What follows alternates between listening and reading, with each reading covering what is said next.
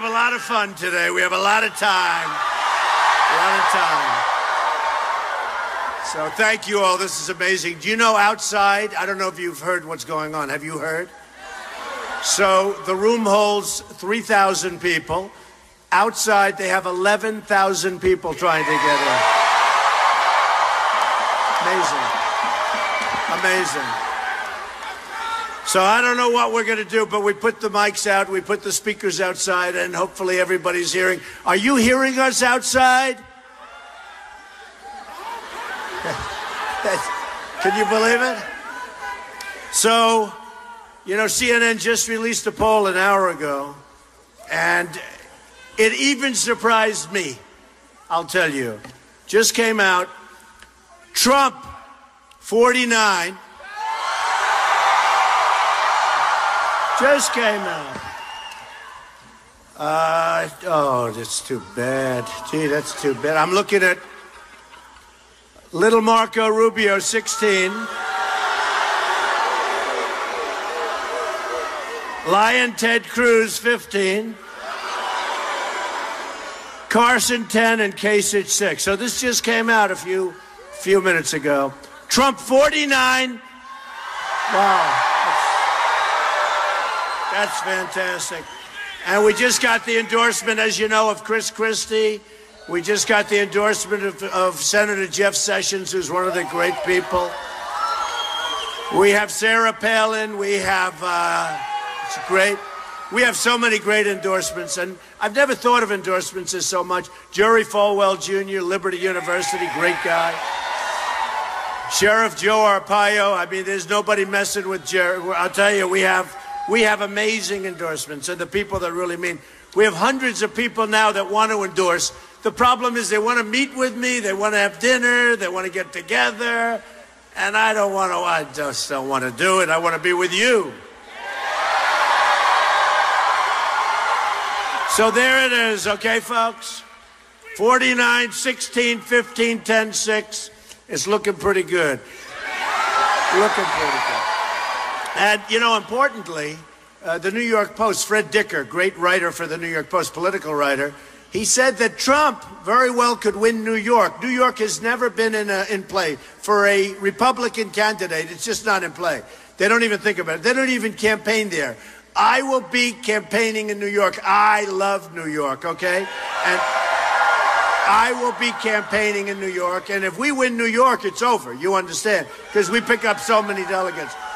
We're also doing really well in Michigan. So, you know, from a structural standpoint, Republicans have a hard time because structurally you have to win Pennsylvania, you have to win Ohio, you have to, you know, they have like a map of, in particular, 6 states.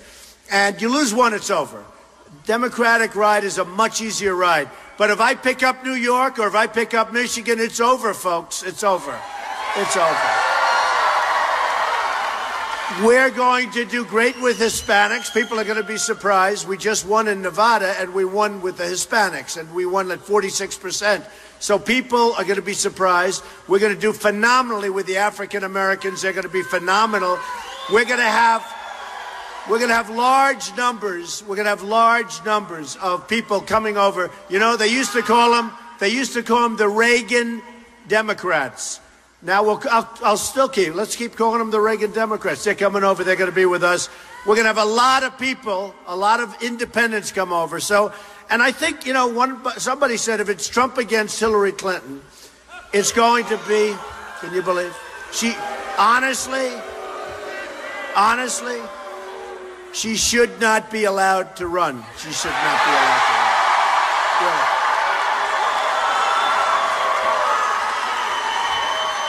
Now, Bernie Sanders is over. You know, he took a big beating.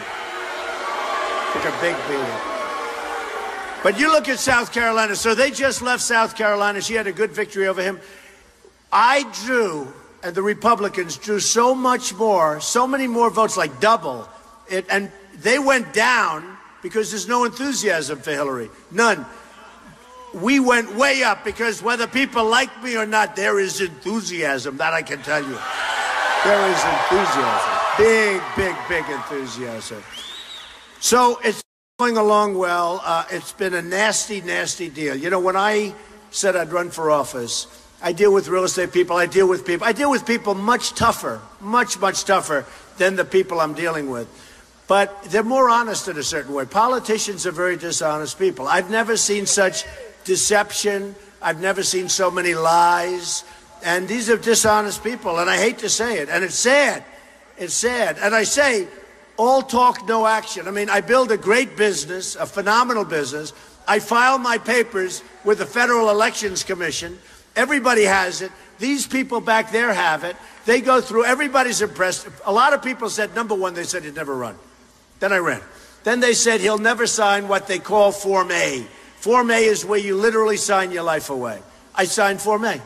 Then they said, oh, he'll never put in his financials because maybe he's not as rich as people think. So I put in my financials, which showed that I'm much richer. The company is phenomenal. It's phenomenal. The company is, like, incredible. And frankly, the press didn't have that much to say. They were there. You have no idea. The first day they said they'd never seen at the people trying to look at papers. So the papers are great. Low debt, phenomenal assets, some of the great assets, big cash flow. And I put them in. And the reason I tell you that is because that's the kind of seen people looking that in this country. That's what we need. We have $19 trillion in debt, going to $21 trillion, and that's the kind of thinking. We have to make great deals. But anyway, I put in my papers. People came. The press went through every inch of them. They said, wow, this is amazing. We didn't expect this because the company's actually much bigger, much stronger, and great. And then I have to listen to a little guy like Rubio say, oh, he's a con man. He's a con man. Now, think of it. No, but it's so insulting. And he had no choice. I guess he had to come up with something because he's getting creamed in the polls. He's like 20 points down in Florida. You know, in Florida, where he comes from, this guy couldn't be elected dog catcher right now if he ran. Now, think of it. He's defrauded the people of Florida. He's defrauded them. He's defrauded them in a lot of ways. You know, maybe he's defrauded the Republican Party building driveways with their money. You know, they catch him. He builds a driveway and other things. And they say, you're not supposed to do that. Oh, I'm allowed to. They say, well, we caught you. He said, oh, I used the wrong credit card. I'll pay you back. He pays back. Nothing happens. You know, Chris Christie would take it a little bit differently than that. And by the way, speaking of Chris, I was standing on the dais a few weeks ago, and I watched, I call him lightweight. I watched lightweight Marco Rubio. He was standing right here. And I watched this, and I saw a meltdown. I said, what am I watching here? You know, we have millions of people watching. And I saw an almost complete meltdown. In fact, I was prepared to catch him when he fell. I was. I really thought he was going to fall. They asked him a question. He gave the Barack Obama answer, right? And he gave an answer. And then he gave the same answer again because he's like a machine. He's like a robot. You wind him up and he talks. It's like a robot. We call him the robot. Well, we call him the lightweight, but we call him the lightweight robot. But he gave the answer first time, gave it a second time, gave it a third time, gave it a fourth time, and then at the fifth time I said there's something wrong. And then I looked. He was soaking wet like he just got out of a swimming pool with his clothes on. And it was honestly, I'll be honest, it was a sad thing to see. But you can't have this kind of a person negotiating with the Chinese, negotiating with Putin. Can you imagine? He's going to go and see Putin. Putin's a confident guy, smart guy. He's sitting down, and Marco walks in, and he's soaking wet. He's exhausted. He's soaking wet. Putin's going to look at him and say, what the hell's wrong with that guy? Do you remember when he was answering, the Republicans brilliantly picked him to give the answer to Obama in the state of whatever, I guess one of the speeches, by the way, a very important speech. So Obama got up, did his thing, and now we have our response, right? And he's speaking, and you see there's something wrong with him. And he's speaking, and then he goes totally off camera doing live television, and he grabs a bottle of water with the label on it. Now, unless he had a piece of that company, I think it was a terrible thing to do. If he had a piece of the company, we can all understand that, right? And he starts chugging water. Nobody has ever seen anything like that before. So we cannot have choke artists running our country. These guys are choke artists. We cannot have choke artists running our country. Our country is in trouble. Our country is in trouble. Now, Ted Cruz, on the other hand, Ted Cruz is smarter. No, he's a smarter person than Rubio, but he's so strident. I mean, folks, it's not going to work, okay? It's not going to work. You know, he thinks it's good. We call him Lion Ted. He'll listen to me say something. He'll get up someplace else, and he will say the exact opposite of what I said. For instance, I'm very strong on the Second Amendment.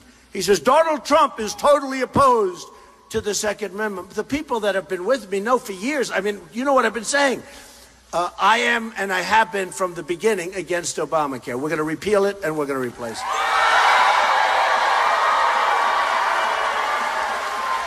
Ted Cruz goes on television, and he goes, Donald Trump loves Obamacare. I love Obamacare. Every single speech, I say repeal and replace. I think if anybody's been, a lot of people come to this because we have a lot of fun. But every single speech, I talk about repealing, replacing, and he'll just lie. So I call him lying, and it was interesting because little Marco said the other day, he said, you're a liar to Ted. He wasn't referring to me. He said, you're a liar. That's a lie. It's the first time I've ever heard a politician, and I deal with a lot of politicians, and believe me, they are liars in many cases. And there's some good ones, but not too many. But Marco said to Ted, you're a liar. And I said, you know, now that a politician says it, you have two politicians there saying it, they're screaming at each other. Then they got together and they said, oh, we have to be tough. The last debate, did you see them shaking hands? Behind my back, shaking hands? They're high-fiving each other inside before the thing. I said, you know what? They're double teaming. And yet every single poll, Drudge, every single poll has Trump winning the debate. Pretty amazing, right? Pretty amazing. And most people, other than, you know, some people, some of the pundits are totally, you know, forget it. I'll tell you that we're going to write a book about some of the pundits, I think. The problem is who's going to buy a book like that because nobody cares about them. The press is amazingly dishonest, okay? The press is a real problem in this country. And one of the things that's very important to me, and it only makes, no, I tell you what. I'm dealing with some real sleazebags up here, believe me. I think the press is worse, okay? I'm telling you, they're worse than the politicians. And not all, but 80%. And one of the things, I mean, I get stories that have no basis in fact whatsoever. And one of the things, they can write anything they want and you can't sue them because the libel laws they essentially don't exist. And one of the things I'm going to do is I'm going to open up the libel laws. We're not going to do anything with freedom of the press. Freedom of the press is vital. It's important. It's a cleansing system. It's totally something that we can't touch. But when people write incorrectly about you, and you can prove that they wrote incorrectly, we're going to get them through the court system to change, and we're going to get them to pay damages. And you know what's going to happen? When you do that with the press, you're going to see a much more honest press, and you're going to see a press, frankly, that you're going to respect a lot more, and you'll read. I mean, you're going to read. People don't believe the press anymore, and I don't either. And the political press is the worst of all. So, and I don't say all of them, but I'd say 80%, okay? That's a pretty good number. I'd say this, 50% of them are absolute sleaze, okay? Absolute. 25% are okay, don't care, they do their job. You have 25% that's pretty good. You have 10% that's outstanding, all right? You have 10%, they really are. They're outstanding. I've met some outstanding people in the press, but a big chunk of it is really, really dishonest. So I just want to let you know. And to be honest, the way they write about me, you know, it's funny. They did a story recently in one of the papers, and they told, actually, it's something that worked out, a couple of things. You know, a great deal maker is when you can take a deal and make it good, when it shouldn't be good. The market crashes in the middle, you're building a building, the market crashes, not your fault, and you come out and make a lot of money because you know your way around, you do that. And I've done a number of those deals, but they call up, they want to know about this deal, that deal. I said, let me ask you a question. What about the 250 great deals? You want to know about them? No, we're not interested in them. It is so incredible what you go through with the press, and it's very unfair. And the amazing thing is, people understand it. People know, and that's why they have such low numbers. When you poll the press, I mean, they're ranked, I think, below Congress, and Congress is almost not even ranked.